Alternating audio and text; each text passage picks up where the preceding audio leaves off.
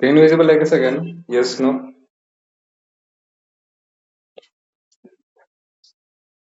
आवाज येतोय सगळ्यांना?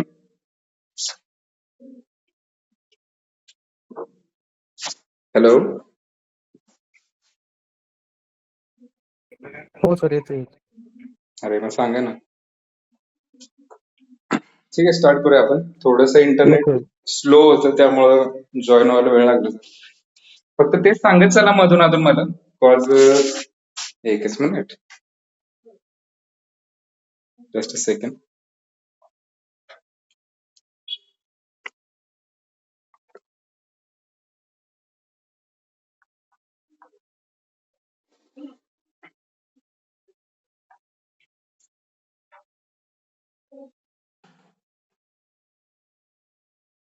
ओके, ठीक आहे. स्क्रीन दिसते, आवाज येतोय ना? एकदा येस नो सांगा.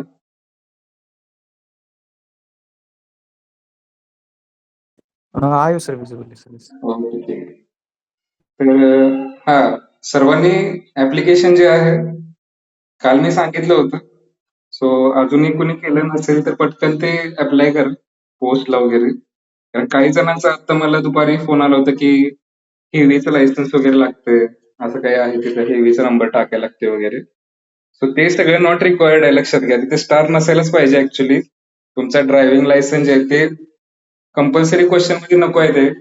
ऍक्च्युली ते ऑप्शनल मध्ये पाहिजे आता सध्या प्रिलियमला. सो तो टेक्निकल एरिया टाईप आहे. तुम्ही फक्त कन्वे करा टेक्निकल सपोर्ट टीम जे आहे ना त्यांना व्यवस्थितपणे, जेणेकरून पटकन सबमिट होईल ऍप्लिकेशन. शेवटच्या दिवसापर्यंत वाट बघत बसू नका. ठीक आहे. सो आता आपण स्टार्ट करूया. काल आपण इथपर्यंत बघितलं होतं गरिबी, बेरोजगारी, लोकसंख्या. एकच सेकंड.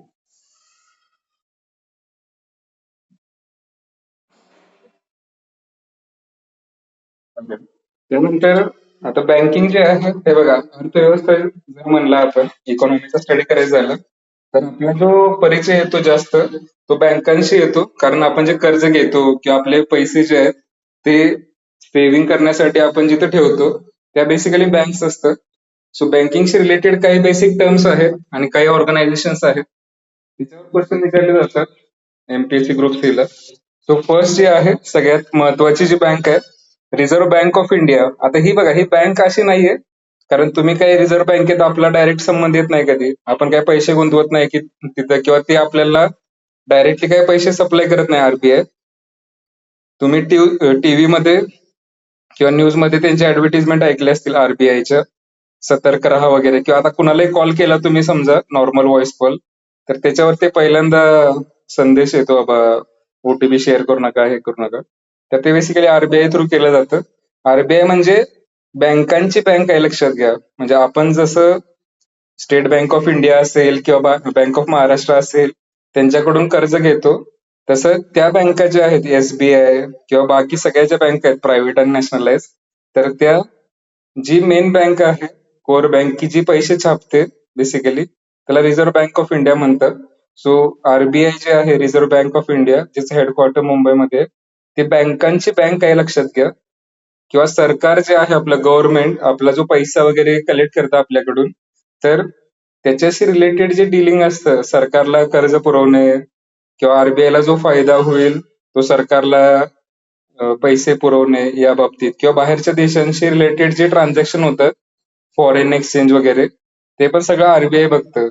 सो आरबीआय म्हणजे थोडक्यात बँकांची बँक आहे. बँकांना कर्ज पुरवठा करणे आणि मॉनेटरी पॉलिसी जी आहे, बँकांचा कर्जाचा रेट किती पाहिजे. जसं की आता तुम्ही लोन घ्यायला गेला कधी नॉर्मल बँकेमध्ये 10% आहे, 11% लोन आहे, तर ते कोण ठरवतं? तर आरबीआय ठरवते. आरबीआय त्या बँकांना कर्ज देते स्टार्टिंगला आणि परत त्या बँका आपल्याला कर्ज देतात. Okay. So reserve bank of India स्थापना कधी झाली लक्षात ठेवायची, 1 एप्रिल 1935. म्हणजे भारत स्वतंत्र व्हायच्या आधी स्थापना झालेली आहे. गव्हर्नमेंट ऑफ इंडिया ऍक्ट जो आला होता 1935, त्याच्यात पण तरतूद होती याची. आणि हिल्टन यंग कमिशन वगैरे जे आहे किंवा बाबासाहेब आंबेडकर यांचं नाव जोडलं जातं याच्यासोबत. मुंबईमध्ये त्याचं हेडक्वार्टर आहे.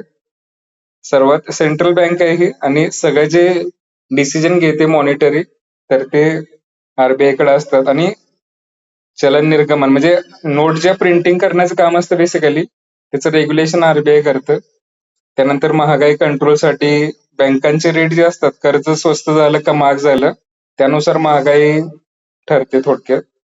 त्यानंतर इन्व्हेस्टमेंटसाठी प्रोत्साहन, बँकिंग रेग्युलेशन आणि परकीय चलन म्हणजे काय, फॉरेक्स रिझर्व्ह जो आहे, जसं की डॉलर वगैरे जे आहे, आयात निर्यात आपण जे करतो, तर डॉलरच्या किमती स्थिर राहाव्यात किंवा जास्त हे होऊ नये, त्यासाठी हे काम करते. पण आता सध्या काय झालंय, डॉलरची किमती एकदमच म्हणजे रुपयाचं जे आहे ते डिप्रिसिएशन झाले डॉलरच्या तुलनेमध्ये.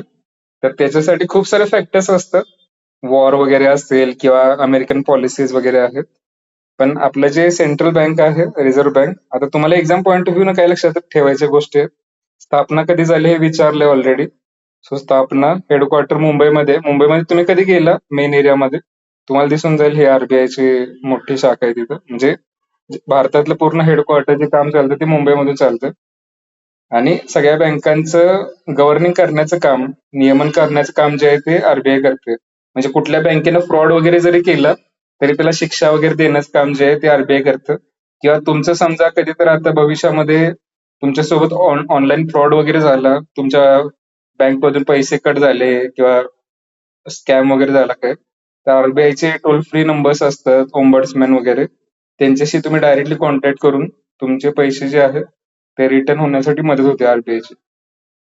आरबीआय ऍक्ट जो आहे 26 मार्चला पारित झाला होता. 1 एप्रिलला बँकेची स्थापना झाली. आणि त्यामध्ये आरबीआयला जे कार्य करायची परमिशन्स आहेत ना सगळ्या, त्या बेसिकली या ऍक्ट नुसार मिळतात. नाही नोटा प्रिंटिंग करायचंय, बाकी बँकांचं रेग्युलेशन करायचंय, समजतं. म्हणजे कोणतीही एखादी बॉडी जी आहे ती काम करण्यासाठी त्याला पॉवर कुठं लिहिलेली आहे बाबा, त्यानं काय काम करायला पाहिजे, तर ते या कायद्यात लिहिलेलं आहे, आरबीआय ऍक्ट. सो हा पण लक्षात ठेवा, कायदा महत्वाचा आहे खूप जास्त. आता युपीएससी मध्ये शक्यतो हे म्हणजे गंडवतात जरा, की कोणत्या कायद्यानुसार आरबीआय काम करते, मग कायद्याचं नाव बदलतात, आरबीआयच्या ऐवजी इथं बँकिंग रेग्युलेशन ऍक्ट टाकतात वगैरे. पण तुम्हाला एमपीएससी ग्रुप सी ला असे एवढ्या लेवलचे क्वेश्चन येत नाहीत की कायद्याचे नाव वगैरे एवढे जुने कायदे. पण एक कायदा सगळ्यात महत्वाचा, हा जुना आहे खूप, आरबीआय ऍक्ट 1934. त्याच्यातूनच आरबीआयला सगळे ताकद मिळालेली आहे, समजतंय. त्यानंतर बँकिंग रेग्युलेशन ऍक्ट जो आहे, आता हे बघा, भारत स्वतंत्र झाला 1947ला, त्यानंतर 2 वर्षांनी हा कायदा आलाय. ओके. तर भारतातील बाकी सगळ्या ज्या बँक आहेत, समजा स्टेट बँक आहे, आयसीआयसी बँक आहे, तर त्या सगळ्या बँका ज्या आहेत त्यांचं रेग्युलेशन करण्याची जी पॉवर आहे तर ती याच्यामध्ये आहे. म्हणजे याच्यामध्ये म्हणजे आरबीआयचं कंट्रोल जो आहे बाकी बँकांवर, आणि बाकी बँकांनी सुद्धा काम कसं केलं पाहिजे, त्यांचं जे पॉलिसी क्लासिफिकेशन जे म्हणतो आपण, public sector bank, private sector. Public सेक्टरमध्ये पण काही मोठ्या बँक्स आहेत, काही छोट्या बँक्स आहेत. त्यानंतर आपण जे पैसे बँकेमध्ये ठेवतो एफडीच्या फॉर्म मध्ये वगैरे, तर त्याच्या संदर्भात पण आपल्याला संरक्षण दिलेलं आहे की बाबा लॉस झाला किंवा काय तर किती परतावा मिळाला पाहिजे. आणि बँकांना पण परवाने लागतात, परमिट लागतात ऑपरेट करायला. म्हणजे तुम्हाला जरी भविष्यात बँक एखादी स्थापन करायची झाली तर पहिला कुठली बँक स्थापन करू शकता, स्मॉल फायनान्स बँक, मग तुमचं कॅपिटल मोठं झालं की मग आणखी मोठ्या लेवलची बँक, असं करत करत मोठी बँक करू शकता तुम्ही. आता हा प्रश्न येतो सारखा, प्रश्न येतो म्हणजे तुम्ही कधी वाचला असेल, कोऑपरेटिव्ह बँक जे असतात कराड अर्बन, त्याला शेड्युल्ड कोऑपरेटिव्ह बँक म्हणतात. आता शेड्युल्डचा अर्थ काय, आरबीआयचं जे शेड्यूल आहे, आरबीआय ऍक्ट जो आहे 1934चा, त्यामध्ये दुसऱ्या शेड्यूल मध्ये, जसं की आपण हे कॉन्स्टिट्यूशन मध्ये शेड्यूल बघितलं होतं एक, शेड्यूल मध्ये शेड्यूल 1, शेड्यूल 2 असे 12 शेड्यूल होते. आठवतंय का काय? ऑफिशियल लँग्वेजेस वगैरे कोणत्या शेड्यूल मध्ये होत्या कॉन्स्टिट्यूशनच्या, कोणाला सांगता येईल? अनुसूची म्हणतात त्याला कॉन्स्टिट्यूशनचं, आपण बघितलंय पॉलिटीमध्ये, तुम्ही एमसीक्यू पण सॉल्व्ह केलं. सो 8व्या शेड्यूल मध्ये ऑफिशियल लँग्वेजेस आहेत जे इंडियामध्ये आपण युज करतो ते. तसंच आरबीआयचं एक शेड्यूल आहे, म्हणजे ती यादी आहे बेसिकली, तर त्यामध्ये बँकेची नोंद असेल तर त्याला शेड्युल्ड बँक म्हणतात. आता शेड्युल्ड बँकेचा फायदा काय असतो, तर आरबीआयचा डायरेक्टली कंट्रोल असतो त्या बँकवर, जेणेकरून काही फ्रॉड होण्याची शक्यता जी असते ती कमी असते आपल्यासोबत. म्हणजे आरबीआय त्याच्यावर कंट्रोल ठेवतं, किती पैसे कर्जाच्या रूपात दिले पाहिजेत, किती पैसे लिक्विडिटी मध्ये म्हणजे कॅश फॉर्म मध्ये बँकेने स्वतःकडे ठेवले पाहिजेत, जेणेकरून काय प्रॉब्लेम झाला तर लोकांना पैसे परत करता येतील. सो एवढंच फक्त लक्षात ठेवा, शेड्युल्ड बँक म्हणजे काय, ज्याचं नाव जे आहे ते आरबीआयच्या शेड्यूल मध्ये आहे आणि आरबीआय जे आहे ते कंट्रोल करते यांना. आणि नॉन शेड्यूल जे आहेत म्हणजे छोट्या एकदम ज्या बँका असतात, सहकारी बँका आणि बारकी छोट्या बँका, तर त्या नॉन शेड्यूल्ड कॅटेगरीमध्ये येतात. जसं की गावागावामध्ये ज्या एकदम क्रेडिट सोसायटीज वगैरे आहेत, ज्या रजिस्टर नसतील, तर त्या नॉन शेड्यूल मध्ये येतात. त्यामुळे त्यांच्याकडे थोडंसं जर पैसे तुम्ही इन्व्हेस्ट केले त्याच्यामध्ये ठेवले तर फ्रॉड होण्याची शक्यता असते. त्यांना नियम लागू होतात, पण एवढे स्ट्रिक्ट नाही होत जेवढे इथं होतात. हे CRR वगैरे सांगेन सगळं खाली. त्यानंतर नेक्स्ट काय बघा, कमर्शियल बँक म्हणजे आता ज्या आपल्या सगळ्या मोठ्या बँक्स आहेत, प्रायव्हेट सेक्टर बँक्स वगैरे, ठीक आहे. तर नफा कमवणे मुख्य उद्देश असतो. त्यानंतर आपण फंड जमा करतो आणि ते आपल्याला कर्ज देतात. आणि कर्ज, त्यानंतर हे रेमिटन्स म्हणजे बाहेरच्या देशात कुठं तुम्ही कामाला असाल, तर तुम्ही घरी पैसे जे पाठवताय, त्याला बेसिकली रेमिटन्स म्हणतात. तर ते इंटरनेट बँकिंगची सुविधा, कार्ड सेवा, डेबिट कार्ड, क्रेडिट कार्ड, हे एवढं इतकं इम्पॉर्टंट नाही आहे. आता इथं नेक्स्ट जे आहे कोऑपरेटिव्ह बँक. जसं की सहकारी साखर कारखाना ऐकला असेल तुम्ही, म्हणजे खूप सारे लोक एकत्र येतात, पैसे गुंतवतात आणि कारखाना तयार करतात. मग त्याचे सभासद होऊ शकता तुम्ही, तुमचा ऊस जात असेल तर, आणि तुम्हाला मग डिव्हिडंड मिळतो आणि बाकी गोष्टी असतात. तसंच कोऑपरेटिव्ह बँक सुद्धा असतात. आणि महाराष्ट्रात विशेषतः कोऑपरेटिव्ह बँकांची संख्या खूप जास्त आहे, लक्षात घ्या. सहकारी बँका. आता यांचा फायदा काय आहे? समजा तुम्हाला ज्या मोठ्या बँका असतात ना, नॅशनलाइज बँका वगैरे आहेत, त्याच्यात कर्ज मिळवायचं असेल तर प्रोसिजर थोडीशी कॉम्प्लिकेटेड असते. कॉम्प्लिकेटेड इन द सेन्स तुमचा सिबिल स्कोर कसा आहे बाबा. सिबिल स्कोर म्हणजे काय? तुम्ही याच्या आधी कर्ज घेतले कुठल्या बँकेचं आणि ते व्यवस्थित परतफेड केले का? का बुडवले तुम्ही कर्ज, कर्जाचे हप्ते थकले? तर त्याच्यावरून तुमचा सिबिल स्कोर ठरतो. तर मोठ्या ज्या बँका असतात, nationalise bank, bank of Maharashtra किंवा इतर बँका, त्याच्यातून कर्ज मिळणं थोडंसं अवघड असतं सर्वसामान्य लोकांना. तर त्याच्याऐवजी पर्याय काय आहे? कोऑपरेटिव्ह बँक म्हणजे छोट्या छोट्या बँका असतात प्रत्येक गावात, जिल्ह्यात, की ज्याच्या कर्ज मिळण्याच्या पॉलिसी ज्या असतात त्या थोड्याशा रिलॅक्स असतात नॅशनलाइज बँकांपेक्षा. त्याला कोऑपरेटिव्ह बँक म्हणतात वगैरे. जसं की कराड अर्बन कोऑपरेटिव्ह बँक आहे. म्हणजे तुम्ही समजा 4-5 जण मोठे बिझनेसमॅन वगैरे झाला भविष्यामध्ये, तर तुम्ही एकत्र येऊन बँक वगैरे स्थापन करू शकता. समजतं? आणि हा नफा कमवणे हा उद्देश नसतो यांचा बेसिकली. तर लोकांना कर्ज मिळावं आणि जनतेचा फायदा व्हावा यासाठी. पण तुम्ही आता मध्ये खूप साऱ्या कोऑपरेटिव्ह बँकांमध्ये फ्रॉड व्हायचे हे ऐकलं असेल. म्हणजे काय होतं बेसिकली, आता हे पॉलिटिशियन लोकांचे असतात कोऑपरेटिव्ह बँक, आणि ते मग त्यांच्या नातेवाईकांना वगैरे कर्ज देऊन टाकतात. आणि नातेवाईकांनी कर्ज जरी फेडलं नाही, तरी ते तसेच ते कर्जमाफी वगैरे करतात. सो या बँका ज्या आहेत त्या लॉसमध्ये वगैरे जातात खूप जास्त. कारण त्याच्यावर रेग्युलेशन जे असतं, नॉर्मल प्रायव्हेट बँकांसारखं स्ट्रिक्ट होत नाही. त्यामुळे या बँका मग ते बुडीत जाणे वगैरे ही शक्यता असते, मोठ्या मोठ्या कोऑपरेटिव्ह बँक. त्यानंतर नेक्स्ट जे आहे पेमेंट बँक जे आहे, हा शब्द ऐकलाय की तुम्ही, payment bank? Yes, no? Airtel payments bank हो ऐकलाय सर. शब्द? म्हणजे काय, हे छोट्या बँकाच असतात या बँका. म्हणजे हे आता फिजिकल त्यांचं, जसं तुम्ही बँक ऑफ महाराष्ट्राच्या कार्यालयात जाता, त्यांचं एक फिजिकल एंटिटी असते, तिथे एक बिल्डिंग असते, त्याच्यामध्ये कर्मचारी आहेत वगैरे. तसं पेमेंट्स बँक वगैरे ना, याचे मोस्टली ऑनलाईन ऑपरेशन्स असतात. म्हणजे तुम्हाला त्याचं एक ऍप असणार, एअरटेल पेमेंट्स बँक, आणि छोटे छोटे व्यवहार करण्यासाठी हे वापरलं जातं. जसं की तुमचं गुगल पे आहे, किंवा तुम्ही वॉलेट वगैरे जे असतात, गुगल पे मध्ये सुद्धा वॉलेट असतं, तसं या पेमेंट बँक आहे. मोठ्या बँकेप्रमाणे ह्यांचं खूप जास्त कर्ज देऊ शकतात किंवा सेव्हिंग वगैरे, याचा उद्देश नसतो. किरकोळ जर तुम्हाला 1 लाखापर्यंत कर्ज पाहिजे असेल, किंवा तुम्हाला इन्व्हेस्ट करायचे असतील छोटे छोटे 1,000-2,000 महिन्याला, तर तिथे करू शकता तुम्ही. स्थापना 2014 मध्ये झाली, लक्षात ठेवा. RBIच्या गाईडलाईन्स नुसार. लहान बचत खात्यांवर भर, स्मॉल सेव्हिंग बँक्स जे म्हणतो आपण, छोटे छोटे पैसे जे आहेत, तर त्याच्यासाठी हे यूज केलं जातं.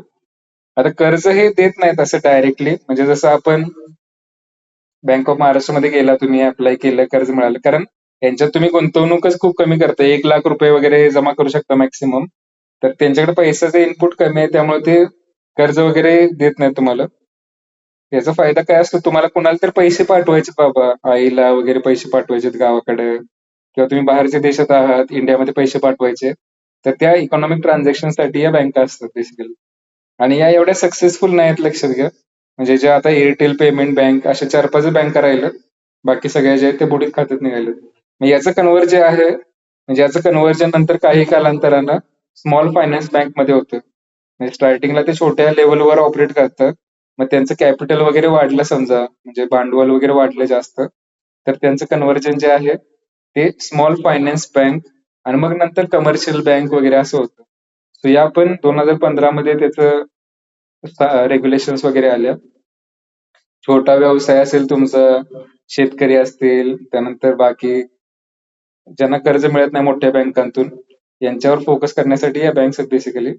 आणि पेमेंट्स बँक आणि याच्यात फरक आहे. पेमेंट्स बँकमध्ये कर्ज डायरेक्टली मिळत नाही तिथं. तिथं बेसिकली ऑनलाईन फंड ट्रान्सफरसाठी असतात पेमेंट्स बँक. वेगळे त्याच्यात तुम्ही कर्ज घेऊ शकता नॉर्मल बँकेप्रमाणे. आणि बेसिकली या ग्रामीण आणि सेमी अर्बन जो एरिया असतो तिथं या या एरियात फोकस असतात. कारण मोठ्या सिटीजमध्ये मोठ्या बँका आहेत, प्रायव्हेट बँक, गव्हर्नमेंट बँक. आणि छोट्या छोटे जे गावं आहेत किंवा छोटी शहरं आहेत तिथे या बँका फोकस्ड असतात. सो आता वरती जे सगळे बघितले आपण बँकांचे टाईप, त्याच्यावर ऍज सच क्वेश्चन कधी विचारला जात नाही ग्रुप सी लेवलला वगैरे, समजते. पण पेमेंट्स बँक शब्द आला, त्या कर्ज देतात किंवा क्रेडिट कार्ड पण एका प्रकारचं कर्जच आहे, लक्षात ठेवा. क्रेडिट कार्ड म्हणजे तुम्ही 1 महिन्यासाठी पैसे उधार वापरल्यासारखं असतं. सो पेमेंट बँक वगैरे क्रेडिट कार्ड देत नाही. डेबिट कार्ड जे असतं, एटीएम मध्ये जाऊन जे पैसे काढता तुम्ही ते देतात, क्रेडिट कार्ड देत नाही तिथं. So, किरकोळ एक सिंपल क्वेश्चन आला बँकच्या क्लासिफिकेशनवर, तर सगळ्यात छोट्या असतात पेमेंट्स बँक, ज्या बेसिकली ऑनलाईन फॉर्म मध्येच असतात. त्याच्यानंतर स्मॉल फायनान्स बँक, याच्यापेक्षा मोठे आहेत थोडेसे. त्यानंतर मग कमर्शियल बँक म्हणजे प्रायव्हेट बँक जे आहेत, आयडीएफसी, त्यानंतर अजून खूप आहे सर, आयसीआयसीआय, एचडीएफसी आहे. त्यानंतर मग कोऑपरेटिव्ह बँक म्हणजे सहकारी बँका, जसं की सहकारी साखर कारखाने असतात त्याच्यासारखं. आणि मग नंतर शेड्युल्ड बँक, बँकिंग रेग्युलेशन आहे. आता खाली या ज्या टर्म्स आहेत ना, या टेक्निकल टर्म्स आहेत, जरा याच्यावर लक्ष द्या. म्हणजे ह्याच्यावर जर क्वेश्चन आला ग्रुप सी ला, तर तुम्हाला जर माहित असेल कन्सेप्ट ही, तर इझिली सॉल्व्ह होऊन जाईल. पहिलं जे आहे टर्म ती आहे CRR, कॅश रिझर्व्ह रेशिओ. आता हे कोण डिसाईड करतं की किती कॅश रिझर्व्ह रेशिओ पाहिजे? तर हे सगळं आरबीआय डिसाईड करतं. आरबीआय जी बँकांची बँक आहे ना, रिझर्व्ह बँक ऑफ इंडिया, ती cash reserve ratio, SLR, repo rate या गोष्टी डिसाईड करतं. आता कॅश रिझर्व्ह रेशिओ म्हणजे काय नक्की? हे बघा, आपल्या ज्या सगळ्या बँक आहेत, for example state bank of India he bank आहे, भारतातली सगळ्यात मोठी पब्लिक सेक्टर बँक आहे समजा. तर ती जी बँक आहे त्या बँकेनं, आपण आता त्या बँकेत पैसे तुमचे अकाउंट असतील समजा, सेव्हिंग अकाउंट आहे किंवा तुम्ही एफडी केलेले आहे त्या बँकेमध्ये, तुम्ही त्या बँकेतून कर्ज घेतलेलं आहे समजा, तर त्या बँकांना काय कंपल्शन असतं, त्यांच्याकडे जे सगळं net time and demand liability जे आहेत, म्हणजे पैसे जे लोकांना द्यायचे आहेत, त्याचा काही भाग जो आहे तो त्यांना रोकडच्या फॉर्म मध्ये ठेवावा लागतो. रोकड म्हणजे कॅश, म्हणजे नोटांच्या फॉर्म मध्ये, समजतं. कॅशच्या, आता ह्याच्या नावातच आहे कॅश रिझर्व्ह. म्हणजे त्या बँकांना काय करावं लागतं की हे जे पैसे आहेत हे कॅशच्या फॉर्म मध्ये, आणि ही रक्कम कुठे ठेवावी लागते, तर आरबीआय कडे जमा करावी लागते. बँकांनी आपल्या नेट मागणी आणि ठेवींच्या ठराविक टक्के रक्कम आरबीआय कडे रोकड म्हणून. आता हे काय असतं बेसिकली, हे बघा, तुम्ही कधी ऐकलं असेल न्यूज मध्ये की ही बँक बुडीत निघाली किंवा बंद पडणार आहे वगैरे, या बँकेमध्ये फ्रॉड झालाय, असं जेव्हा होतं ना, टीव्हीवर न्यूज येते. समजा तुम्ही कुठल्या तर बँकेमध्ये पैसे ठेवलेले आहेत सेव्हिंग अकाउंट मध्ये, आणि टीव्हीवर न्यूज आली समजा की या बँकेमध्ये फ्रॉड झाला एवढा मोठा किंवा ही बँक बुडणार आहे, अशी काही अफवा निघाली ना, तर लोक काय करतात, बँकेच्या शाखेमध्ये जातात पैसे स्वतःचे काढण्यासाठी, जेणेकरून कुणाचं नुकसान होऊ नये असं वाटतं त्यांना. तर आता एकदम याला बँक रन म्हणतात. हा फेनॉमिनॉन आहे की एकदम खूप सारे लोक जे आहेत ते बँकेमध्ये गेले स्वतःचे पैसे काढण्यासाठी, त्याला बँक रन म्हणतात. आता तसं जर झालं तर बँकांना काही ठराविक रक्कम लोकांना देण्यासाठी असायला पाहिजे त्यांच्याकडे, आणि ती जर नसेल तर काय होणार, लोक आणखी पॅनिक होणार की बाबा आपले पैसे बुडले, मग खूप जास्त आंदोलन आणि इन्स्टॅबिलिटी येऊ शकते. यासाठी आरबीआय काय करते सुरक्षितता म्हणून, की समजा लोकांना जी कर्ज दिलेले आहेत किंवा लोकांच्या ज्या ठेवी वगैरे आहेत, तर त्याचा काही भाग जो आहे तो बँकांनी आरबीआय कडे कॅशच्या फॉर्म मध्ये ठेवावा लागतो. जेणेकरून जेव्हा अशी परिस्थिती येईल की काहीतरी प्रॉब्लेम झाला बँकेमध्ये किंवा बँकेकडे कॅशच नाही अवेलेबल, तेव्हा ते कॅश रिझर्व्ह रेशो जो आहे त्याच्यातून आरबीआय त्या बँकेला पैसे देऊ शकते आणि ते पैसे ती बँक लोकांना देईल आणि कॅशचा जो करंज निर्माण झालाय म्हणजे एकदमच तुटवडा जो निर्माण झालाय तो दूर करता येईल. सो सिम्पल टर्म्स मध्ये काय लक्षात ठेवायचं, कॅश रिझर्व्ह रेशो म्हणजे ज्या सगळ्या शेड्युल्ड कमर्शियल बँक किंवा पब्लिक सेक्टर बँक ज्या आहेत त्यांना त्यांच्या net time and demand liability ज्या असतात लोकांना जे लोकांनी जे त्या बँकांमध्ये एफडीच्या फॉर्म मध्ये गुंतवलेले पैसे आहेत किंवा सेव्हिंग अकाउंट मध्ये जे पैसे आहेत ते त्यातली काही पर्सेंटेज रक्कम आरबीआय कडे कॅशच्या फॉर्म मध्ये कॅशमध्ये ठेवावी लागते, लक्षात ठेवा, नोटांच्या फॉर्म मध्ये, जेणेकरून जेव्हा बँक रन सारखी परिस्थिती येईल तेव्हा ते पैसे लोकांना देता येतील. कारण बँका काय करतात, आपण जे पैसे गुंतवतो ना किंवा आपल्या सेव्हिंग अकाउंट मध्ये जे पैसे असतात ते बँका इतर लोकांना कर्जाच्या स्वरूपात देतात, जेणेकरून मग कर्जाचा व्याजदर जास्त असतो आणि त्यातून बँकेला फायदा होतो आणि मग बँकेचं काम चालतं. पण जर चुकीचे कर्ज दिले लोकांना की जे परत फेडू शकणार नाही तर बँक मग कोलॅप्स होण्याची शक्यता असते. मग त्या केसमध्ये काही पैसे जे आहे ठराविक ते आरबीआय कडे सेफ फॉर्म मध्ये असतात. आता त्याच्यासारखीच कन्सेप्ट आहे ही, फक्त कॅश रिझर्व्ह रेशो मध्ये कॅश कॅश ठेवावी लागते आरबीआय कडे प्रत्येक बँकेला. पण स्टॅच्युटरी लिक्विडिटी रेशो जो आहे SLR याच्यामध्ये काय असतं माहितीये का, की प्रत्येक बँक जे आहे त्याला काही ठराविक अमाऊंट जी आहे ती कॅश, त्यानंतर सोनं जे असतं, ब्रिक्स असतं, ठीक आहे, त्यानंतर सरकारी बॉन्ड्स वगैरे असतात किंवा सरकारी डॉक्युमेंटच्या फॉर्म मध्ये स्वतःकडे ठेवायचे असतात हे.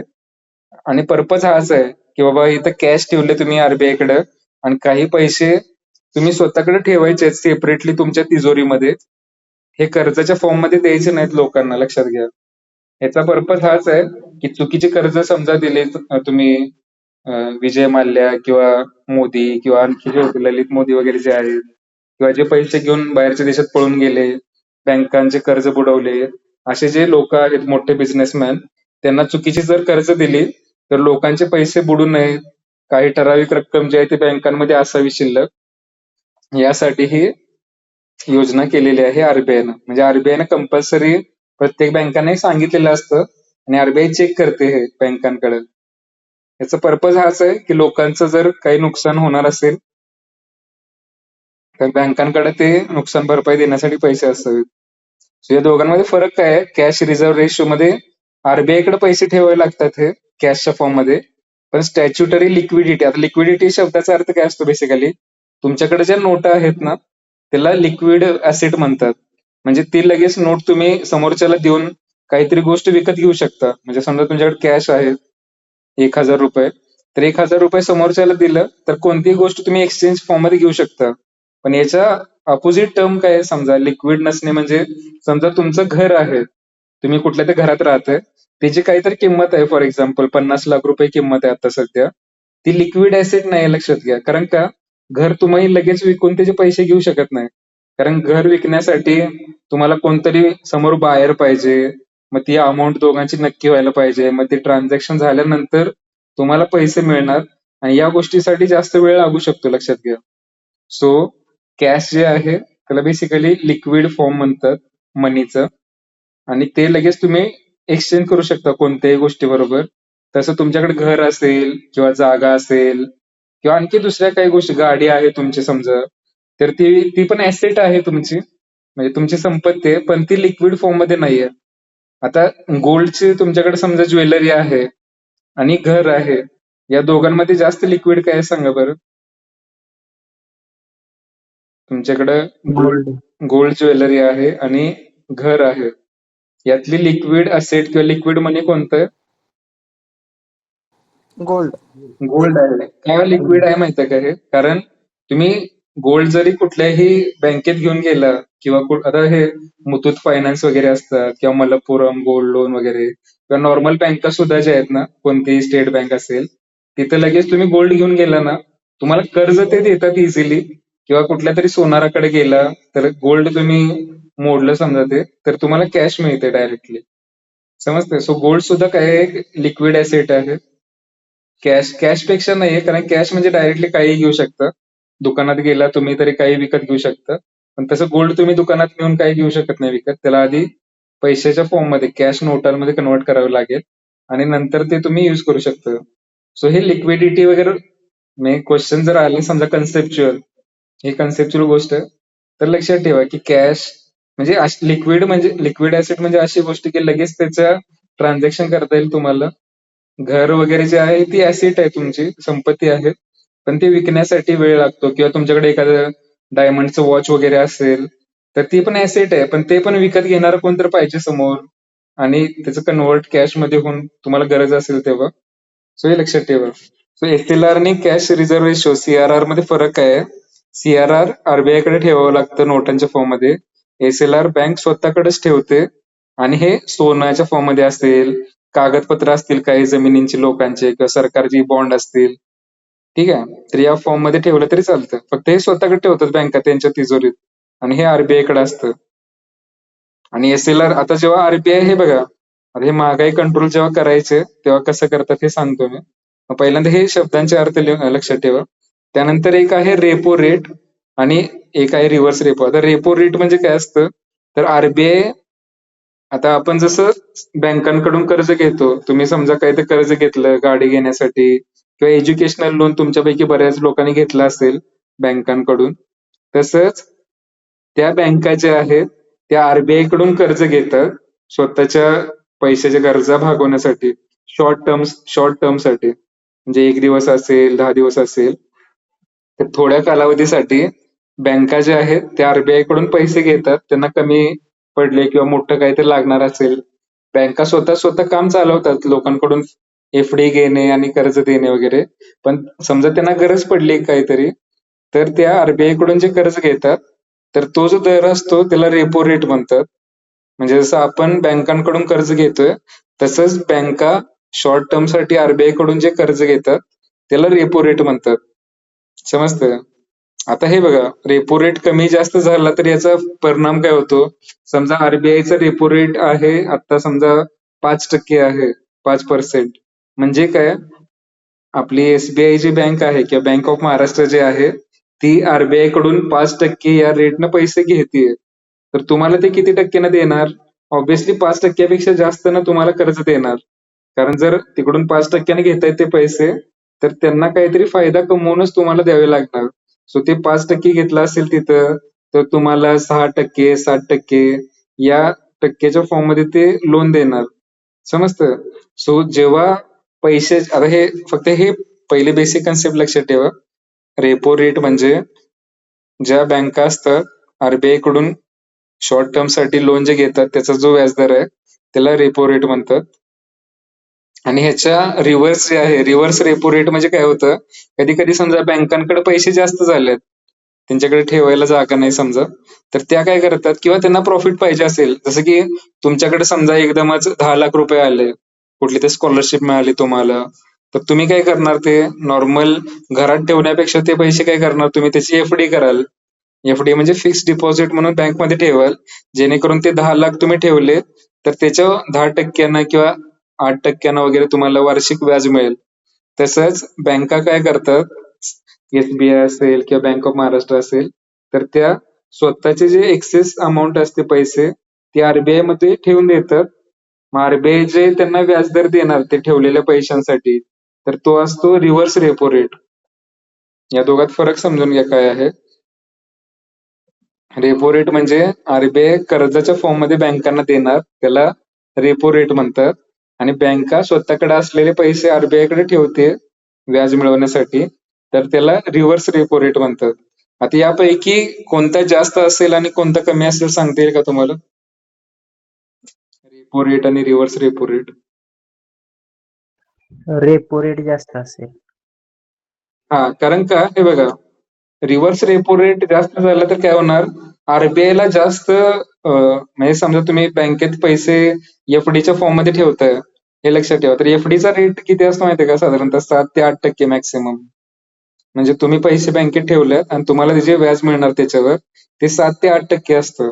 आणि तुम्ही जेव्हा बँकेकडून कर्ज घ्यायला जाता कधीही, तेव्हा ते 9-10% सुरू होतं. होम लोन जे आहे ते सगळ्यात कमी असतं, 9%. पण तुम्ही पर्सनल लोन काढायला गेलं तर ते 10, 11, 12% या रेट असतं. कारण काय बँका जो फायदा कमवतात ना तो याच्यातच कमवतात. लोकांचे पैसे कमी व्याजदरामध्ये स्वतः वापरायचे आणि लोकांना कर्ज थोडंसं 1-2% जास्त द्यायचं आणि मध्ये जी अमाउंट मिळते त्याच्यातून मग बँका जागा घेतात, स्वतःच्या कर्मचाऱ्यांना पगार वगैरे देतात, या सगळ्या गोष्टी होतात. समजतंय? सो तसंच आरबीआयचं पण आहे. आरबीआय जेव्हा या बँकांना कर्ज देणार, तर ते महाग देणार थोडंसं आणि जेव्हा या बँका आरबीआयकडे पैसे ठेवणार एफडीच्या फॉर्ममध्ये समजा, तर त्याला देणारा व्याजदर जो आहे तो कमी असणार. जेणेकरून आरबीआयचं नुकसान होऊ नये यासाठी. समजतंय? सो रेपो, रिव्हर्स रेपो आणि मग बँक रेट म्हणजे आपल्याला आता हे पण ऍक्च्युली काय आहे, बँक रेट हे रेपो रेट सारखंच आहे. पण रेपो रेट काय असतो शॉर्ट टर्म साठी असतो म्हणजे एक 1 दिवस, 5 दिवस, 10 दिवस असं. आणि बँक रेट जो असतो तो थोडंसं लॉंग टर्म साठी कर्ज असतं. 1 महिना, 6 महिने असं असेल, तर त्याला बँक रेट म्हणतात. आरबीआय कडून कर्ज घेतलं जातं.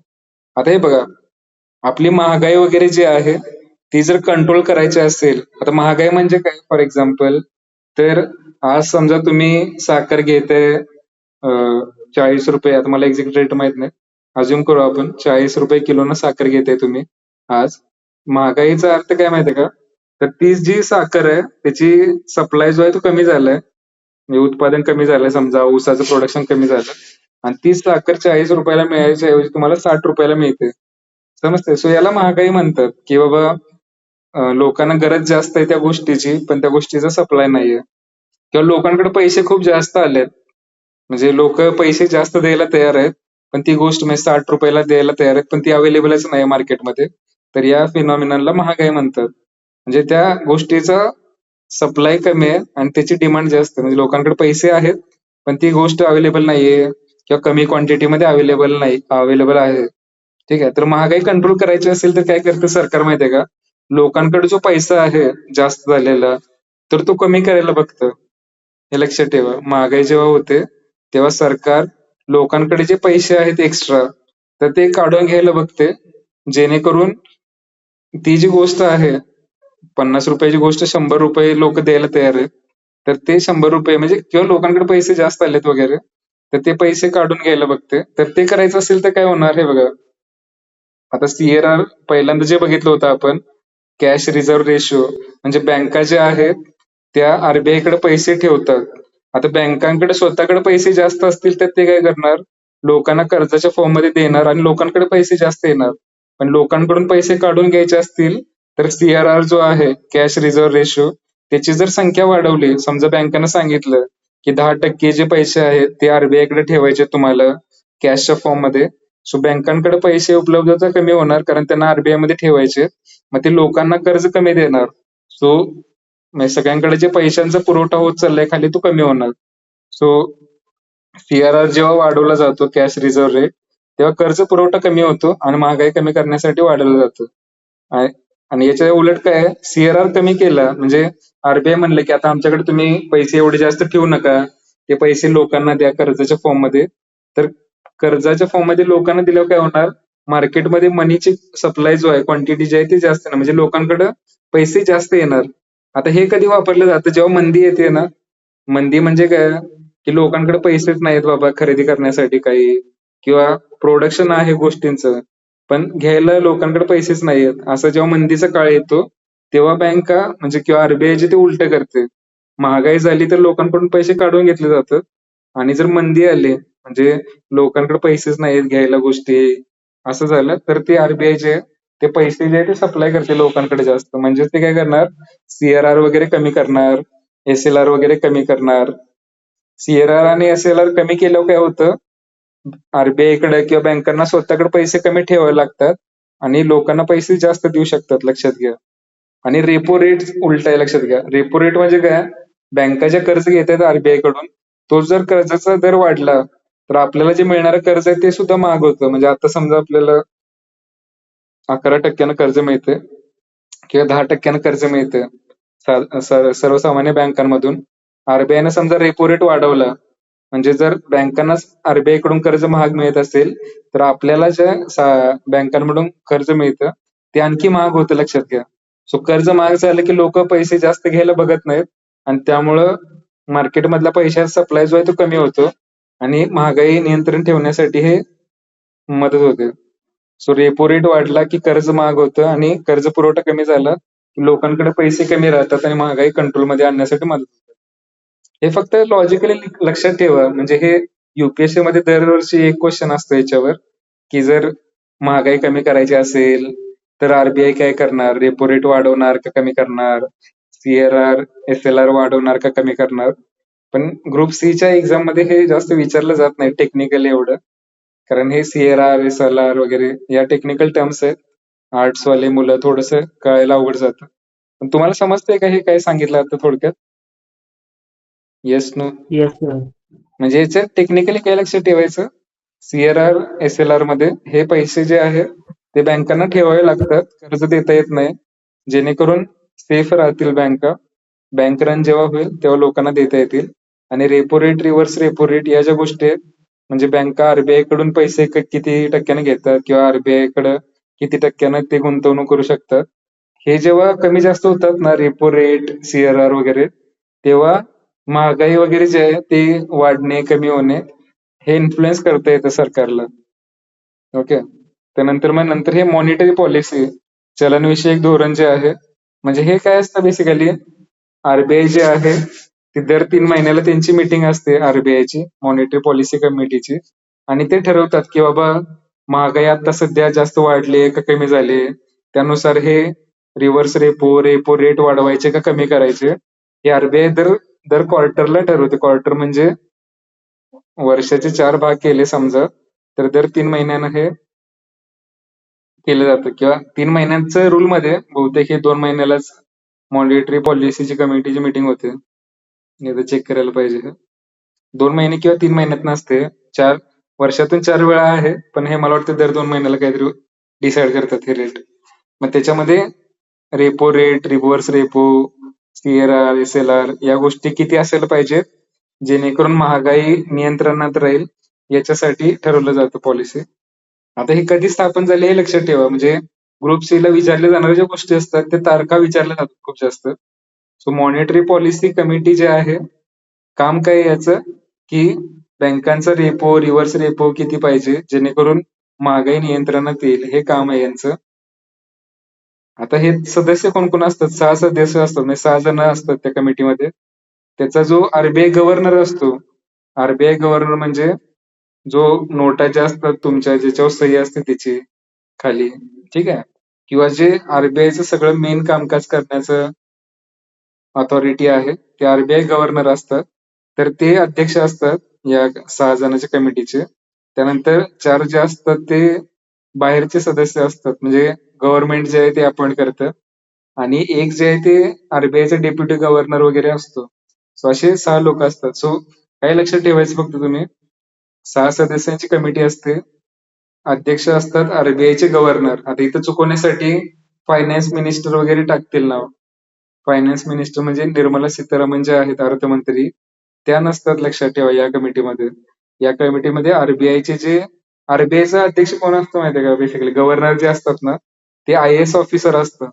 म्हणजे समजा आता एखादा आय एस म्हणून सिलेक्ट झाला युपीएससी मधून, तो 30 वर्षानंतर जेव्हा रिटायरमेंट त्याची येईल, त्या लेवलला गेल्यानंतर तो आरबीआयचा गव्हर्नर बनतो, जर त्यानं फायनान्शियल सेक्टरमध्ये किंवा फायनान्स मिनिस्टरमध्ये सेक्रेटरी वगैरे अशा पदावर काम केलं असेल.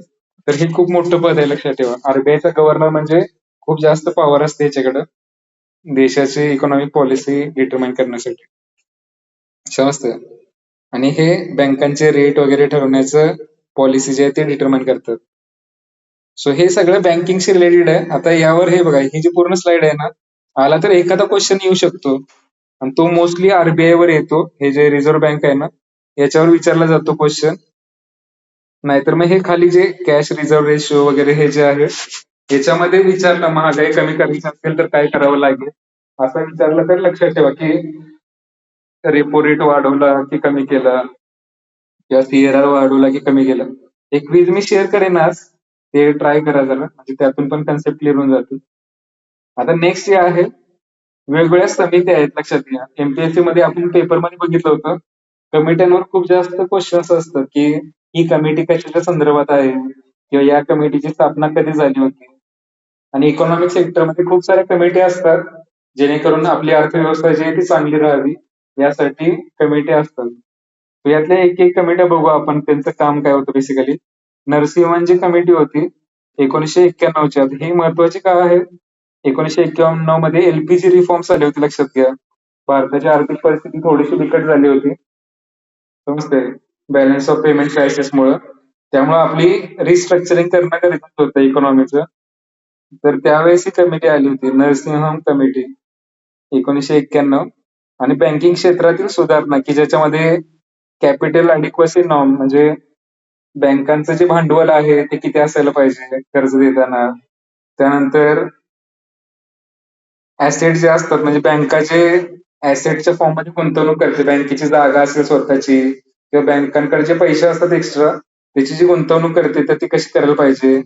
त्यानंतर प्रायोरिटी सेक्टर जे आहेत, एज्युकेशन असेल, बाकी इंडस्ट्री सेक्टर जे आहेत, त्यांना कर्ज किती द्यायचं वगैरे.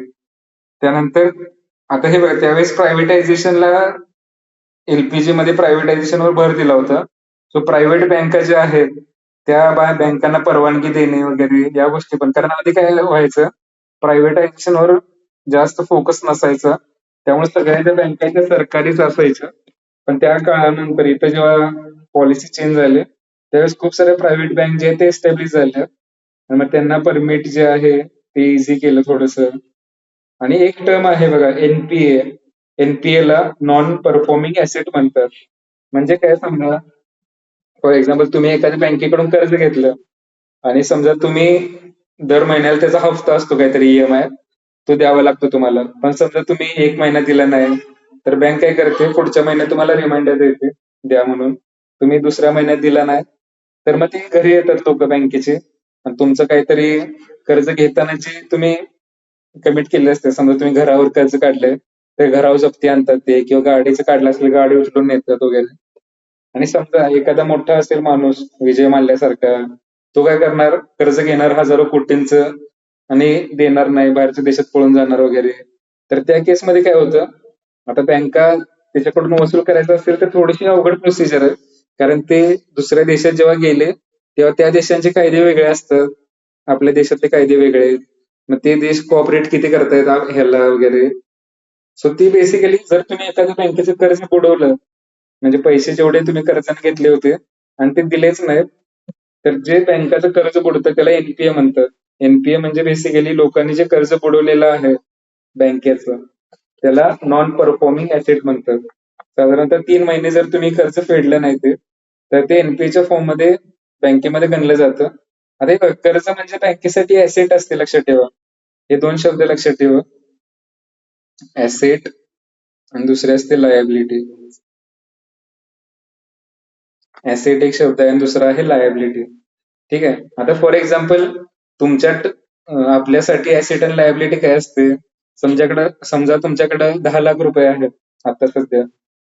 तर तुम्ही 10 लाख रुपयाचं समजा एखादं प्लॉट घेतला विकत, 1 गुंठा जागा विकत घेतली, तर ते 10 लाख रुपये तुम्ही ऍसेट क्रिएट केली. म्हणजे भविष्यात त्या प्लॉटची किंमत जी आहे, आता तुम्ही 10 लाखला घेतली, तर काय वाटते तुम्हाला, भविष्यात त्याची किंमत वाढेल का कमी होईल? एखादा प्लॉट घेतला, वाढेल. हा, म्हणजे खूप जास्त शक्यता असते की वाढणार प्लॉटच्या किमती. असं नाही होत की जमिनीची किमती कमी झाली, दिवसेंदिवस वाढतातच. किंवा सोन्यामध्ये इन्व्हेस्ट केले फॉर एक्झाम्पल, तुम्ही आता समजा 1 लाखाचं सोनं घेतलं किंवा 10 लाखाचं सोनं घेतलं, भविष्यात खूप जास्त चान्सेस आहेत की ते वाढणार पैसे. त्याला एसेट म्हणतात. वेअरएज लायबिलिटी म्हणजे काय, तेच 10 लाख रुपयाची तुम्ही समजा गाडी घेतली किंवा 10 लाख रुपयाचे आयफोन घेतले 10, तर त्याचं काय होणार भविष्यामध्ये. समजा तुम्ही एखादी गाडी घेतली फोर व्हीलर 10 लाख रुपयाची, भविष्यात त्या गाडीची किंमत तुम्ही विकायला गेला, तर काय वाटतंय, 10 लाखाचे 15 लाख मिळतील का 5 लाख मिळतील? 5 लाख. 5 लाख. हा. सो ह्याला लायबिलिटी म्हणतात, लक्षात ठेवा. लायबिलिटी म्हणजे काय बाबा, की तुम्ही जे तुमचे बेसिकली पैसे अडकलेत त्याच्यामध्ये, डिप्रिसिएशन होते त्याचं. सो ही लायबिलिटी झाली. तसंच बँका ज्या असतात, हे बघा, बँका ज्या आहेत त्याच्यासाठी ऍसेट आणि लायबिलिटी काय आहे? तर तुम्ही समजा बँकेमध्ये पैसे ठेवलेत एफडीच्या फॉर्म मध्ये. एफडी म्हणजे फिक्स डिपॉझिट असतं. तुम्ही पैसे बँकेत ठेवले 10 लाख रुपये 8% रेटनं, तर बँकांना ते पैसे तुम्हाला माघारी द्यावे लागतात आणि 8% त्याच्यावर तुम्हाला इंटरेस्ट द्यावा लागतो. समजतंय? सो बँकेसाठी ती लायबिलिटी आहे, म्हणजे तुम्हाला माघारी द्यायचंय ते. सो बँकेला ते पैसे व्यवस्थित ठेवावे लागतात तुम्हाला माघारी द्यायचं म्हणून. वेरच बँकेसाठी ऍसेट काय असते, तुम्ही समजा बँकेकडून कर्ज घेतलेलं आहे, तर ते बँकेला तुमच्याकडून मिळणार आहेत पैसे भविष्यामध्ये जास्त. आता तुम्ही 10 लाख कर्ज घेतलं, तर तुम्ही काहीतरी व्याज पण भरणार त्याच्यावर. सो बँकेला ते 10 लाख जेव्हा आपल्याला देतात, तेव्हा बँकेला ते काही वर्षानंतर 10 लाख पूर्ण मिळणार, प्लस त्याच्यावर 3-4 लाख रुपये व्याज मिळणार. सो बँकेसाठी कर्ज म्हणजे ऍसेट असते, आणि एफडी म्हणजे बँकेत जे आपण पैसे ठेवलेले आहेत, ती लायबिलिटी असते बँकेला, कारण ते बँकेला आपल्याला माघारी द्यायचे. समजते? सो ह्याचं जे आहे ऍसेट लायबिलिटी, एनपीए जे आहे नॉन परफॉर्मिंग ऍसेट, म्हणजे कर्ज जे होतं ते बँकांना ऍक्च्युली फायदा होता, कारण बँकाने समजा तुम्हाला 10 लाख कर्ज दिलं, तर ते तुमच्याकडून 15 लाख वसूल करतात 5 वर्षामध्ये. पण एखाद्यानं कर्ज बुडवलं समजा बँकेचं, तर ती बँकेचा ऍक्च्युली जो नफा होणार होता किंवा फायदा होणार होता, ते नुकसान झालं. तर ती जी ऍसेट आहे ती परफॉर्म करायची बंद झाली, बुडीत खातं झालं त्याचं. सो या संदर्भात रेग्युलेशन केलं होतं. तर नरसिंह कमिटी फक्त डेट लक्षात ठेवा, 1991. प्रायव्हेटायझेशनच्या काळामध्ये ही सुरू झाली होती. म्हणजे प्रायव्हेट बँकांना प्रोत्साहन देणे, त्यानंतर लोकांनी बोगस कर्ज काढू नये, बँकांचे पैसे बुडवू नयेत, यासाठी एनपीए याच्यावर रेग्युलेशन. कॅपिटल अडिक्वसी म्हणजे काय, मगाशी जे सांगितलं की बँकांना काही पैसे जे आहेत, जेवढं कर्ज देत आहेत त्याच्यातले काही पैसे सीएलआर एसएलआरच्या फॉर्म मध्ये ठेवावे लागतात. सो याच्या संदर्भात तरतुदी केल्या होत्या काही नरसिंहन कमिटीनं. त्यानंतर नेक्स्ट जे आहे 93 मध्ये केळकर कमिटी. आता ह्यांचं जे आहे भांडवली बाजार म्हणजे कॅपिटल मार्केट असतं, लक्षात ठेवा, कॅपिटल मार्केट. ओके.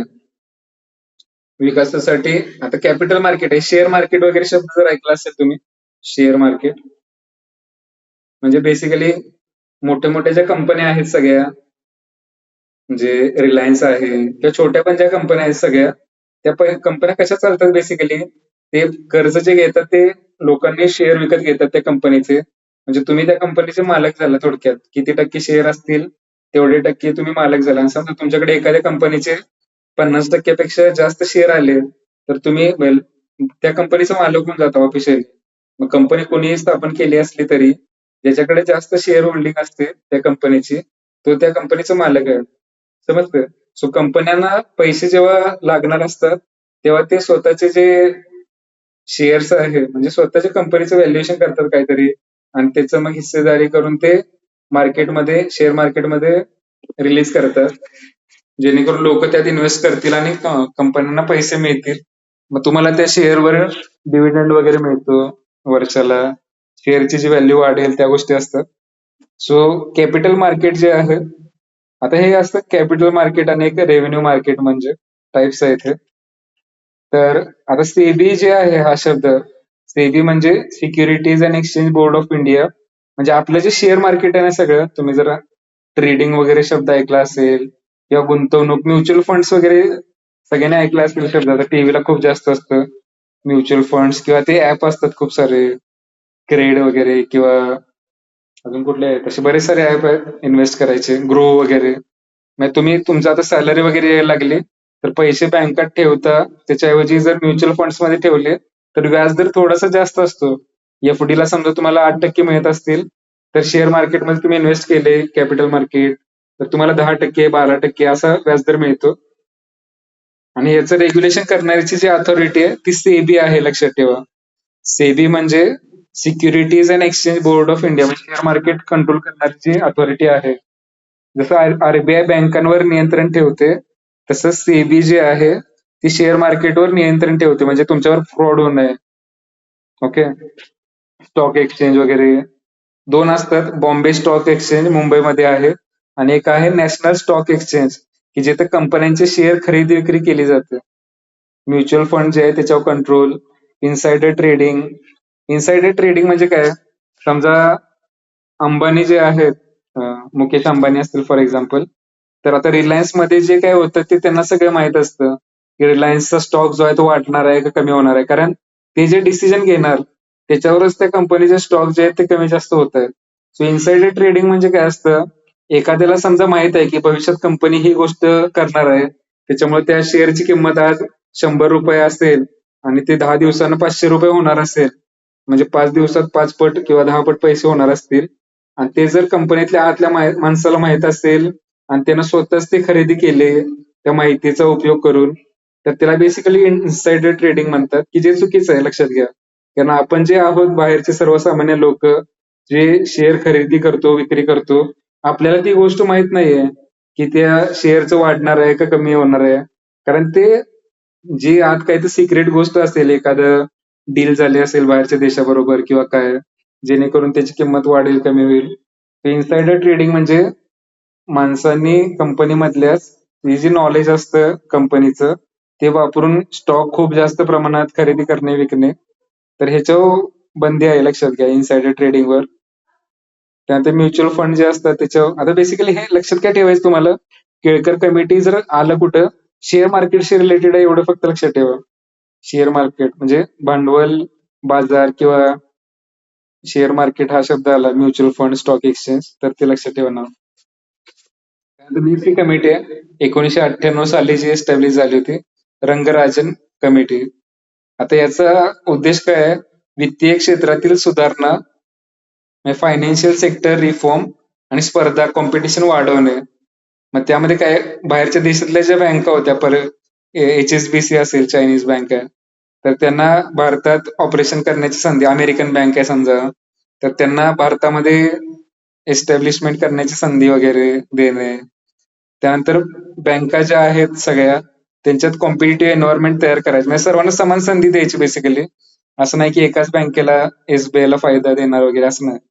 त्यानंतर शेअर मार्केटचा विकास, विमा म्हणजे काय तुमचा इन्शुरन्स जो असतो, हेल्थ इन्शुरन्स, गाडीचा इन्शुरन्स, त्याच्या सुधारणा. त्यानंतर क्रेडिट रेटिंग एजन्सी असतं, म्हणजे बँकांना कर्ज मिळण्यासाठी त्यांचं क्रेडिट रेटिंग चांगलं असणं गरजेचं आहे, नाहीतर त्यांना कर्ज मिळत नाही व्यवस्थित इंटरनॅशनल मार्केटमधून. सो त्याच्या क्रेडिट रेटिंग एजन्सी असतात, क्रिसिल वगैरे, तर त्यांचं रेग्युलेशनशी रिलेटेड आहे. सो हे बघा, तुम्हाला कमिटीच्या संदर्भात लक्षात ठेवायचं असतील तर या 2 गोष्टी लक्षात ठेवायच्या. स्थापनेचं वर्ष आणि उद्देश लिहिलेलं फक्त एक वाक्य लक्षात ठेवा हे. तुम्ही सेपरेट काही तर नोट करणार असाल तर रंगराजन समिती 98 आणि डॅश करून वित्तीय क्षेत्र सुधारणा आणि स्पर्धा वाढवणे. मग कशी वाढवणार स्पर्धा आणि काय ते खाली दिलेलं आहे इथं, पण एवढं जास्त डिटेलमध्ये जात नाही MPSC ग्रुप सी ला. तसंच हे केळकर समिती 93 शेअर मार्केट, एवढं लक्षात ठेवा. त्यानंतर नेक्स्ट या समिती जी आहे, आता त्या सरकारी बँका ज्या आहेत, गव्हर्नमेंट बँक जे आहेत, SBI असेल, बँक ऑफ महाराष्ट्र असेल, त्यांच्या सुधारणाशी रिलेटेड होते 98 ची समिती आहे. मग बँक बोर्ड ब्युरो जे आहे त्याची स्थापना. आता याच्यात बेसिकली काय असतं, की मोठ्या बँका ज्या आहेत, SBI जे आहे त्याचे चेअरमन, MD किंवा मोठे जे ऑफिसर असतात, त्यांची जी नेमणूक करण्यासाठी जे बोर्ड असतं त्याला बँक बोर्ड ब्युरो म्हणतात, BBB. तर त्याच्या स्थापनेसंदर्भात सांगितलं होतं. ऍक्च्युली स्थापन लेट झाले खूप 2016च्या दरम्यान वगैरे. त्यानंतर मग व्यवसाय विमुख म्हणजे लोकांनी प्रॉफिट ओरिएंटेड टाईप, आणि हे स्वायत्तता म्हणजे ऑटोनॉमीवर भर, नफा कसा होईल त्या बँकाचा. म्हणजे ऍक्च्युली काय होतं, गव्हर्नमेंट सेक्टरच्या बँक असतात, तुम्ही जर कधी बघितलं की कुठल्या बँका नफ्यामध्ये चालल्यात, कुठल्या बँका नुकसानीत किंवा बुडीत खात्यात जायच्या कंडिशन मध्ये, तर प्रायव्हेट बँका ज्या असतात, ICICI बँक, HDFC बँक, या बँका प्रायव्हेट असल्यामुळे काय होतं, त्या प्रॉफिट ओरिएंटेड असतात, म्हणजे त्यांचा उद्देश जो आहे जास्तीत जास्त नफा कमवणे हा असतो, त्यामुळे त्या फायद्यामध्ये असतात. वेरस गव्हर्नमेंट बँक जे आहेत, SBI, bank of Maharashtra, public sector bank म्हणतो त्यांना, त्या बँकांचा उद्देश नफा कमवणं हा नसतो शक्यतो, तर लोकांना कर्ज कसं मिळेल, फायनान्शियल इन्क्लुजन म्हणजे गरीबातल्या गरीब लोकांना बँकेची फॅसिलिटी कशी मिळेल, यासाठी त्यांचा उद्देश असतो. So त्या कधी कधी या उद्देशाच्या नावाखाली नुकसानीत पण जातात. नुकसानीत कसे जातात, आता समजा एखादं दुर्गम गाव आहे, खेडेगाव आहे एखादं, की जिथं 500च लोक राहत आहेत.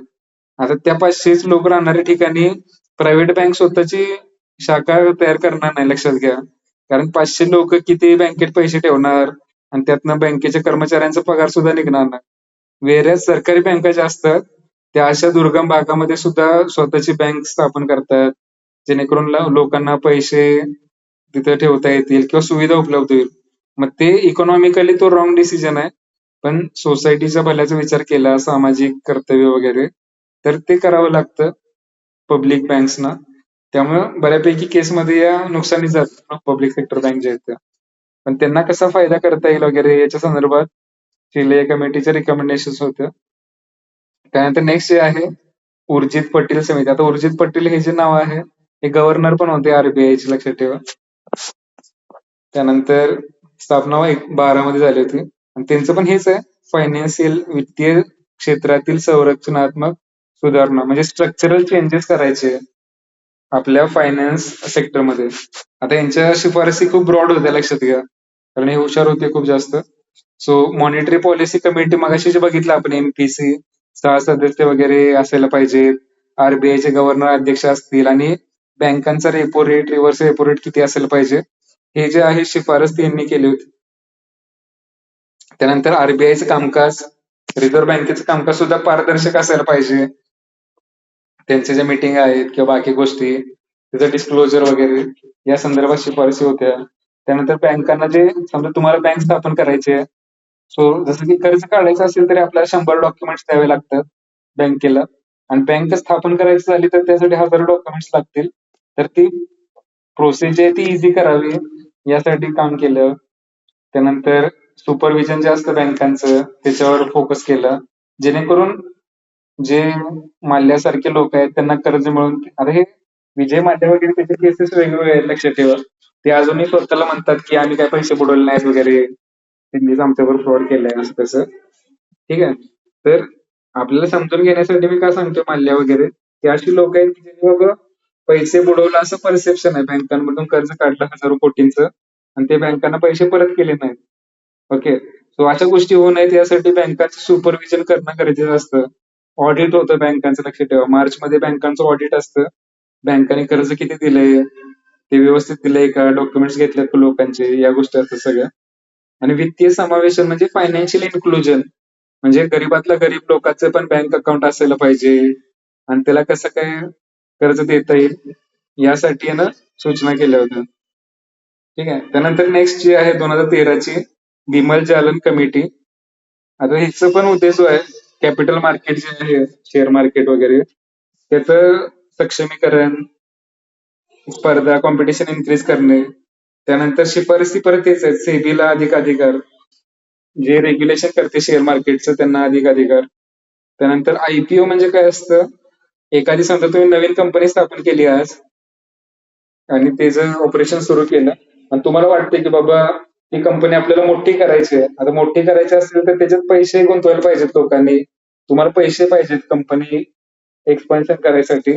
आणि कर्ज काढायचं झालं तर काय होतं, समजा तुम्ही 1 कोटी वगैरे कर्ज घेऊ शकता, पण तुम्हाला 10 कोटी 50 कोटी लागणार आहे समजा, तर एवढी मोठी अमाऊंट बँकांकडून मिळणार नाही तुम्हाला तुमच्या एस्टॅब्लिशमेंटसाठी.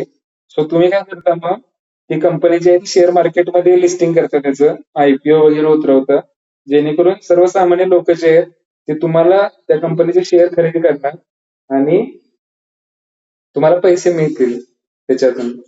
ठीक आहे. सो बेसिकली याला आयपीओ म्हणतात. ऐकलंय का शब्द तुम्ही याच्या आधी, आयपीओ वगैरे? हो इनिशियल सर. पब्लिक ऑफर म्हणतात. आता ही काय नसतं बेसिकली आयपीओ. आता तुम्ही अजून जास्त कमवत नाही किंवा तुमच्यापैकी बरेच जण शेअर मार्केट ट्रेडिंग या गोष्टी माहित नसतील. आयपीओ म्हणजे काय असतं, एखादी नवीन कंपनी, जेव्हा समजा रिलायन्स आहे, आता खूप मोठी कंपनी आहे हजारो कोटींची, पण जेव्हा रिलायन्स नवीन होती, जेव्हा स्थापना झाली होती त्या कंपनीची, तेव्हा त्यांना पण कर्ज मिळण्यासाठी लोकांकडून त्यांनी स्वतःची कंपनी जी आहे ती बॉम्बे स्टॉक एक्सचेंज किंवा नॅशनल स्टॉक एक्सचेंजवर लिस्ट केलेली असते आणि तुम्ही बेसिकली त्या कंपनीचे मालक होऊ शकता. म्हणजे शेअर घेताय म्हणजे त्या कंपनीचे तुम्ही मालक असल्यासारखंच आहे, लक्षात ठेवा. तर एखाद्या कंपनीला पैसे पाहिजे असतील तर ते जे लिस्टिंग करते आणि तुम्ही त्या कंपनीत गुंतवता त्याला आयपीओ म्हणतात. आयपीओ म्हणजे स्टार्टिंगला जे असतं इनिशियल पब्लिक ऑफरिंग, की जेव्हा कंपनी स्टार्ट होते तेव्हा तुम्ही त्याच्यामध्ये जे इन्व्हेस्ट करण्यासाठी कंपनीने शेअर्स रिलीज केलेले असतात ते. त्यानंतर कॉर्पोरेट गव्हर्नन्स म्हणजे बाकीच्या प्रायव्हेट कंपन्या आहेत मोठमोठ्या, त्याच्या रेग्युलेशन्स रिलेटेड आहे. त्यानंतर कर्ज साधनांचा बाजार विकसित करणे, म्हणजे लोन वगैरे जे आहे तर त्याच्याशी रिलेटेड आहे. आणि आपलं इन्व्हेस्टर एज्युकेशन, म्हणजे सर्वसामान्य लोक जे आहेत त्यांनी ट्रेडिंग करताना काय गोष्टी खबरदारी घ्यायला पाहिजे, लॉस होतो. तर बेसिकली बिमल जालनचा फोकस जो आहे तो शेअर मार्केट, सेबी याच्यावर आहे, लक्षात ठेवा. त्यानंतर नेक्स्ट पीजन आहे कमिटी. आता याचं काय बघा, दीर्घकालीन वित्त पुरवठ्यासाठी बॉन्ड मार्केट. आता एक असतं शॉर्ट टर्म ज्या गोष्टी करता तुम्ही, आणि एक असतं लॉंग टर्म. म्हणजे फॉर एक्झाम्पल बॉन्ड मार्केट जे असतं, एखादी नवीन कंपनी आहे, कॉर्पोरेट बॉन्ड्स असतात त्यांचे. सो त्यांना 5 वर्षासाठी 10 वर्षासाठी कर्ज लागणार असेल मोठ्या कालावधीसाठी, तर ते बॉन्ड असतात त्यांचे. जसं की तुम्ही कंपनीत जॉबला जाणार असाल, तर ते तुमच्याकडून 1 वर्षाचा बॉन्ड करून घेतात, की तुम्ही जर कंपनी सोडली तर तुम्हाला एवढे पैसे माघारी द्यावे लागतील कंपनीला वगैरे. तसंच बॉन्ड मार्केट म्हणजे काय आहे, मोठ्या कंपन्या ज्या असतात त्यांना लॉंग टर्म साठी जर कर्ज पाहिजे असेल तर त्यांचे बॉन्ड रिलीज करतात. मग तुम्ही त्या बॉन्ड खरेदी केलं तर ते 5 वर्षासाठी समजा तुम्हाला त्याच्यावर व्याजदर मिळणार आणि कंपनीला पैसे मिळतात बेसिकली. सो शेअर सारखंच असतं हे. पण शेअर तुम्ही आज विकत घेतला आणि उद्या विकला तरी चालतो. पण बॉन्डच्या केसमध्ये तसं नाही, त्याची ठराविक एक मुदत असते, 5 वर्ष 10 वर्ष वगैरे. सो त्याच्या आत तुम्हाला तो विकता येत नाही, आणि विकला तर मग लॉस वगैरे होण्याची शक्यता असते, पेनल्टी वगैरे असते त्याच्यावर. कॉर्पोरेट बॉन्ड म्हणजे मोठ्या लॉंग टर्म साठी लागणार असेल कर्ज तर, आणि इक्विटी म्हणजे शॉर्ट टर्म असतं, लक्षात ठेवा. आता एवढं शेअर मार्केटचं नॉलेज गरजेचं नाहीये. तुम्हाला कमिटी कधी स्थापन झाली आणि उद्देश, या 3च लाईन लक्षात ठेवायचे. बाकी एवढं खाली नाही विचारत हे डिटेल मध्ये प्रत्येक कमिटीचं. जोड्या लाभामध्ये मोस्टली हे विचारलं जातं. ओके, सो जस्ट रिकॅप घेऊ आपण काय काय बघितलं आज. या 2च गोष्टी बघितल्या ऍक्च्युली. बँकिंग जे असतं, बँकांचं जे काम चालतं ते कशा प्रकारे चालतं, यातलं फक्त या 4 गोष्टी ज्या आहेत खाली, different types of repo rate, CRR, SLR, monetary policy committee काय असते, कोण अध्यक्ष असतात ते लक्षात ठेवा. याच्यावर युपीएससी मध्ये खूप वेळा प्रश्न विचारलाय. एमपीएससी मध्ये फक्त हे विचारलं की आरबीआयचे गव्हर्नर अध्यक्ष असतात का, तर हो. 6 जणांची कमिटी असते. यांचं काम काय असतं की बँकांचा जो रेट आहे, कर्ज लोकांना जे मिळणार आहे ते किती असायला पाहिजे काय, याच्यावर ते डिसिजन घेतं. आणि या कमिट्यांची नावं लक्षात ठेवायची. ही कमिटी जी आहे कधी स्थापन झाली होती, उद्देश काय आहे, ही कधी झाली होती, उद्देश काय, जेणेकरून जोड्या लावून हमखास एक क्वेश्चन येतो याच्यावर. ही जी स्लाइड दिसते आता तुम्हाला, या जी नाव आहेत कमिट्यांची, त्याच्यावर जोड्या लावामध्ये प्रश्न विचारला जातो. आणि हे जे आहे याच्यावर कन्सेप्च्युअल प्रश्न असतो की महागाई कमी झाली जास्त झाली तर काय करायला पाहिजे आरबीआयनं किंवा बँकांनी, जेणेकरून महागाई नियंत्रणात येईल. ओके, सो ठीक आहे. 1 तास झालाय. तुम्हाला काही डाऊट आहे का आज जे शिकवलं त्याच्यामध्ये, किंवा इन जनरल काही डाऊट आहे का दुसरं? फॉर्म मी सांगितलंय, तो जो फॉर्म आहे याचा ऍप्लिकेशन फॉर्म, सगळ्यांनी जेवढ्या लवकर शक्य होईल तेवढ्या शेवटच्या स्टेज मध्ये जा. म्हणजे पेमेंटची फक्त राहिली असेल समजा तुमची तर ठीक आहे, फक्त बाकीच्या ज्या गोष्टी आहेत सगळ्या त्या पटकन पूर्ण करा. आणि टेक्निकल जे एरर येत असतील, आता हे बघा, तुम्ही जे कॉन्टॅक्ट नंबर दिलात ना त्याच्यावर फोन करून त्यांना रिझॉल्व्ह करण्याचा प्रयत्न करा. शेवटच्या दिवसापर्यंत वाट नका बघू, सगळ्यांनी ट्राय करा की पुढच्या 2-3 दिवसामध्ये फॉर्म तुम्ही सबमिट करा. कारण नंतर तेच आहे, तुमचं एक्झाम सेंटरचं लोकेशन जे आहे ना, ते उगाच कुठं लांब जायला नको, किंवा ऐन टायमिंगला काही सर्व्हर इश्यू वगैरे नको. यासाठी सर्वांनी फॉर्म जो आहे तो लवकरात लवकर फिल करा. आणि मी जे एमसीक्यू शेअर करेन ते सॉल्व्ह करा. बाकी मी ऍप्टिट्यूडचं आणि क्वांटचं एक फॉर्म्युला शीट शेअर केले 5-6 गोष्टींची. त्याचं जसं मला आता वेळ मिळेल ना पुढच्या आठवड्यात, मी अर्ध्या तासाची व्हिडिओ शेअर करेन प्रत्येक टॉपिकवर. म्हणजे जसं की ऍव्हरेजेस आहे, प्रॉफिट लॉस आहे, पर्सेंटेज आहे, रेशिओ प्रपोर्शन आहे. तर त्याच्यावर जे प्रश्न आलेत मागच्या 5 वर्षांमध्ये ते सॉल्व्ह करून शेअर करेन. ते आता जसं बुद्धिमत्ता वगैरे विषय असतो, किंवा कंपनीचे एक्झाम कधी दिले असतील तुम्ही, त्यामध्ये पण हा सेक्शन असतो. सो थोडंसं एफर्ट घ्या याच्यावरती, प्रॅक्टिस थोडीशी करा, किंवा फॉर्म्युले जे आहेत ते तरी पाठ ठेवा, जेणेकरून एक्झाम्पल जेव्हा आपण घेऊ तेव्हा ते आणखी क्लिअर होईल. आणि तुमची प्रॅक्टिस जर असेल तर 20 क्वेश्चन जे येतात त्याच्यावर, त्यातले 15 जरी तुम्ही 15 मिनिटात सॉल्व्ह केले व्यवस्थित, तरी तुमच्याकडे एज राहील. बाकीच्या 45 मिनिटांमध्ये राहिलेले 40 किंवा 45 मिनिटांमध्ये होऊ शकतात बऱ्यापैकी. राहिलेले जे आहेत 60-70 तर तुमचे बघून होतील. त्यापैकी किती तुम्हाला येत आहेत त्यानुसार ते अटेम्प्टचा विषय राहिला. पण ऍप्टिट्यूडचं जे आहे थोडंसं ट्राय करा तुमच्या साईडनं, की थोडं थोडं प्रॅक्टिस सुरू करा. चालेल, मग एंड झालं तरी चालेल आता, कुणाच काही डाऊट नसेल तर.